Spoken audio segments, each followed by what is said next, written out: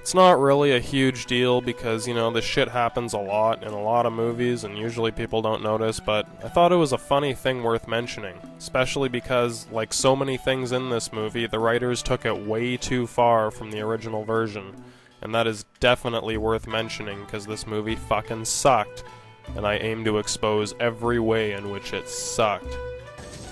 Don't get cocky. The tournament had rules. This time anything goes. So here it is. The original Mortal Kombat movie bears a striking resemblance to the movie Enter the Dragon, with Bruce Lee. Now, obviously Enter the Dragon came first. It was released on July 26, 1973, 6 days after Bruce Lee mysteriously died. Mortal Kombat came out on August 18, 1995, 22 years later, and Annihilation in 1997, 2 years later. I mean, the first movie was still awesome. I mean, even though they kind of mimicked a few things from Enter the Dragon, you know, that happens a lot in movies, and you know, if it's done with some class and creativity and you don't rip off too much, it works out pretty well. It's like a homage. They pulled it off in the first movie and made something totally awesome and still unique in its own way. Enter the Dragon was even more fucking awesome, but the seed of this being was something evil. Destroy everything! Basically, the ideas inspired by Enter the Dragon worked out well in the first movie, until the point in Annihilation where Liu Kang gives a new meaning to the phrase Enter the Dragon.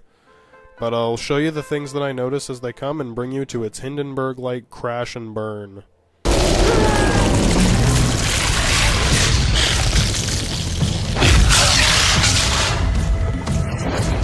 Oh, nah, I done seen everything. So there was one thing that kind of stood out. I mean, keep in mind that Bruce Lee was long before my time. I mean, I was 5 years old when Mortal Kombat was first released in '95. I saw it many years before I ever saw Enter the Dragon. I still think that Enter the Dragon was a better movie, and, you know, not just because it's Bruce Lee, or because it's old school, or original, or any of that shit. It was just a great fucking movie. I mean, that said, I still think that Bruce Lee is the most badass mofo of all time. He had fighting down to a fucking science.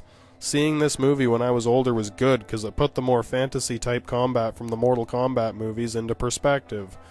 You can really see the difference between the way Bruce Lee fights and the way anyone else does. So anyway, beyond the fact that Annihilation slid into this trend of exhibiting Outworld's best breakdancers, there are a few ideas that have been directly taken from Enter the Dragon, either knowingly or not. Sometimes it's hard to avoid this, and it's a true accidental coincidence. Well, I don't know, judge for yourself as it goes on. I'll start with the first movie. The main character in both movies is a young Shaolin monk. A monk with hair. It's a new look. According to Wikipedia, the original design for Liu Kang in the first Mortal Kombat game was as a traditional Shaolin monk. It basically means a Shaolin monk that was bald and wore a robe. However, the fucking actor that they used to animate the digitized characters, he didn't want to shave his head bald. I mean, how fucking hard would it have been to, like, erase the hair and draw a bald head? Or, you know, how fucking hard is it to find actors for video games? Especially ones this old. I mean, was it really easier to redesign the entire character? What a dick. He's an archaic mocap actor and he's already being picky. Well, I got news for you. You're not Kurt Russell. You don't get to call the shots yet, you asshole. But they changed everything to cater to this actor, it seems. They redesigned the character of Liu Kang. He was still a young Shaolin monk, but this time they tried to make him look more like, can you guess? Bruce Lee. Seriously. They actually modeled Liu Kang with Bruce Lee in mind as a reference. I mean, some of them probably had a fucking picture of Bruce Lee right next to the monitor as they're modeling Liu Kang. So yeah, in the first game, he looks like Bruce Lee. And since the game was so epically popular, every sequel had a very similar look for Liu Kang. Kept it original. And when the first movie came along, sure enough, they wanted to look for an actor that looked like the guy in the game. Makes sense, but that also meant an actor that resembled Bruce Lee. I mean, they do look kinda similar, I guess. I mean, don't let the hair throw you off. It's a new look. So that really should have been enough. But, you know, this kinda shows that Ed Boon and John Tobias didn't really plan a lot of these similarities. They probably just decided to make Liu Kang like Bruce Lee in the first game because they thought he was so cool, and then they wrote the script for the Mortal Kombat movie with its plot and character similarities to Enter the Dragon, but they forgot to take into account that Liu Kang, the main character in the movie, was directly based on Bruce Lee. Well, they still pulled it off the first time around, and what else did they accidentally copy? How can you, a wise man, believe this? We all believe in it. Both movies are about a martial arts tournament on a strange island off the coast of China. In both movies, the main bad guy is a creepy old Chinese man who runs the tournament and owns the island that it takes place on. In both movies, the main bad guy has a personal bodyguard / champion fighter that is a man of brute force. Both are foreign. Both use overwhelming physical strength and endurance to intimidate and defeat their opponents. Both are killed in an embarrassing fashion. In both movies, the main hero befriends a wealthy white American man that he meets before the tournament and ends up helping him in different situations. Both of these characters use a nut puncher move and pursue a young blonde woman. Do I look like your secretary?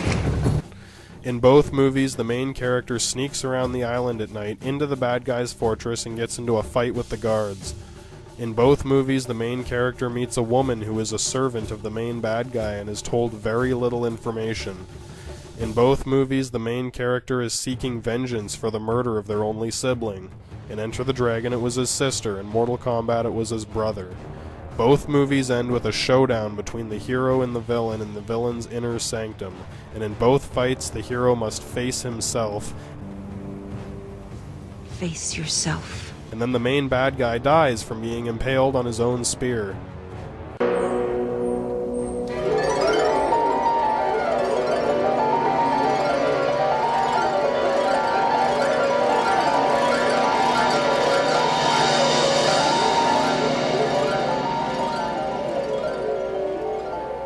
Seriously. But, you know what? As bad as all that sounded, the first Mortal Kombat movie still just kicked ass. So, let's observe this trend in Annihilation. Well, there's only one thing that stood out to me in Annihilation.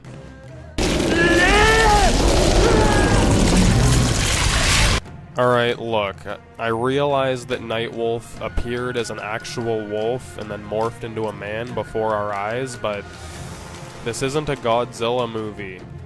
This is the last fucking thing that anyone wanted to see as a final showdown between Liu Kang and Shao Kahn. Really, it just seemed like Nightwolf was able to do that because he was, like, so in tune with his animality that he could become his spirit animal. But, you know, apparently Liu Kang mastered his animality in a few days without ever even finishing the initial tests that preceded any kind of training or instruction he may have needed. Before Nightwolf vanished, that is. Torn between realms.